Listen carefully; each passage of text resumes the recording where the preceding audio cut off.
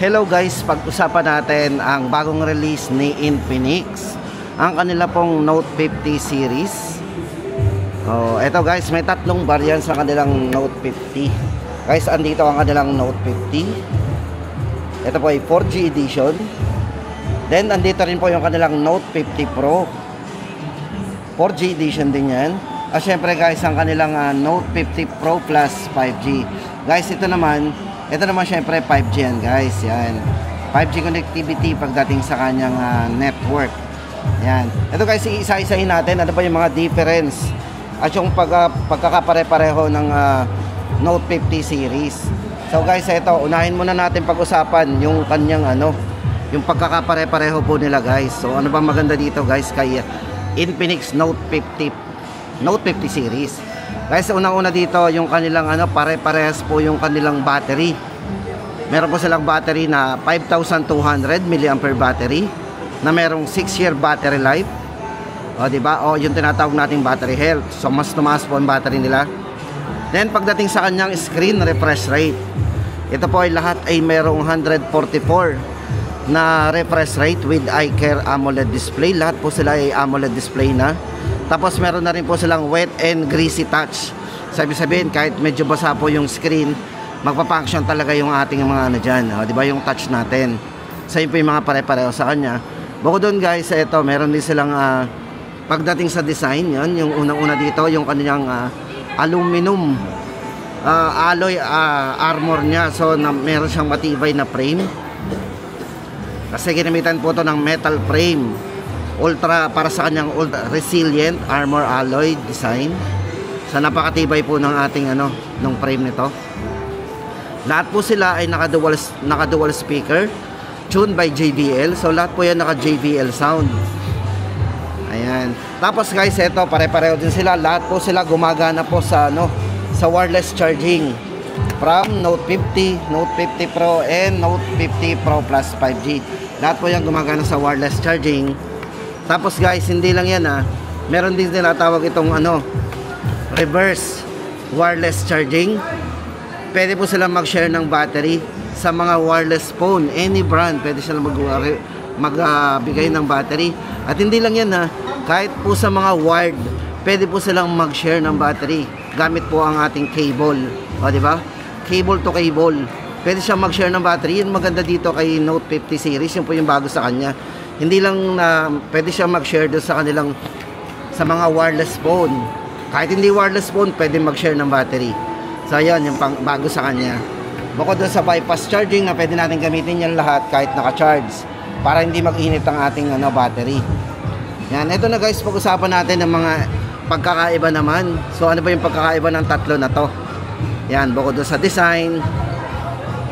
Tapos nga pala guys, ito nga pala, ulitin ko lang, yung nga palang nito, yung bago sa kanya, pag na-long press po natin to, yan, ang bago po sa kanya, meron po siyang tinatawag na AI Snap.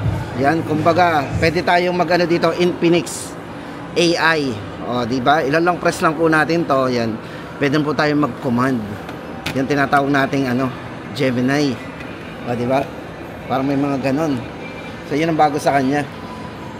Ito, yung command, di ba? Tapos ito na guys, pag-usapan naman natin yung mga pagkakaiba ng Note 50 series. Ito guys, pagdating dito sa kay Note 50, ito po ay merong 45 watts plus 30 watts wireless. So yun yung iba sa kanya, naka 45 watts po yan. Then si Note 50 Pro naman, naka 90 watts naman po yan. So meron siyang 90 watts na fast charging. Tapos pagdating naman dito kay Note 50 Pro Plus 5G, ito naman po ay naka 100 watts. So napakataas po ng wattage niyan. Tapos 50 watts po sa wireless. Ayan po. Then kung sa camera naman, pag-uusapan natin yan, medyo mataas po ang camera naman nitong si Note 50 Pro Plus. Kasi ito po ay merong 100 times zoom periscope camera at ginamitan po ng Sony IMX 896 with optical image stabilization. So, yan po yung mas mataas na camera. At syempre dito naman po kaya ginamitan po ito ng 50 megapixel. Tapos sa front camera nito is 32 megapixel. Kung ikukumpara naman po natin dito sa Note 50, ito naman po ay mayroong 50 megapixel at 13 megapixel naman po ang front. So mas mababa na 13 megapixel. Yan. Tapos pagdating sa RAM and ROM, ito na. Si Note 50 ay naka 16 GB RAM, 256. Si Pro naman ay naka 24 GB RAM, 256. At ang Note 50 Pro Plus 5G ay naka 24 GB RAM, 256 GB. Ayan. So ayan guys, so maganda dito ha. Yan na po yung maganda dito kaya Note 50 series. Lahat po sila ay gaming phone. O yan, yan na po guys ang ating mga pwede nating pagpilian dito. At hindi lang yan guys, yung mga presyohan. 8,999, 11,999 at ang 5G po nila ay 17,999. Tapos guys, ito ang design niya. Check natin. So, hawak po natin ay dami po ng Note 50 Pro Plus 5G. Pagdating sa processor, ito na. Ang processor po ng dalawa ay pareho naka Helio G100 Ultimate ang ginamit po sa dalawa. At ang kay Note 50 Pro Plus 5G naman, ito ay merong Dimensity A350 Ultimate 5.5G. So guys, naka 5.5G yan ako naririnig natin. Ayan, 5.5G para sa kanyang 144Hz with ICARS display na AMOLED na. So ayan po yung mga pagkakaiba guys at pagkakapare-pareho po ng bagong release po ni Infinix na Note 50 series. Tandaan po natin 8,999, 11,999 at 17,999. Yan po yung ating original price.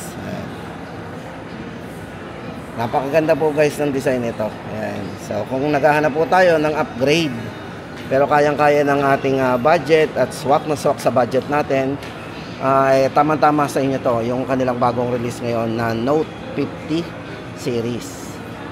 So yan, in collaboration with COD o Call of Duty.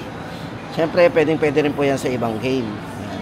At pagdating sa camera nga pala guys, yan, ulitin ko, yan po ay merong stable camera. Naka 4K resolution po. Yan, pagdating sa main camera, especially ito si Note 50 Pro Plus.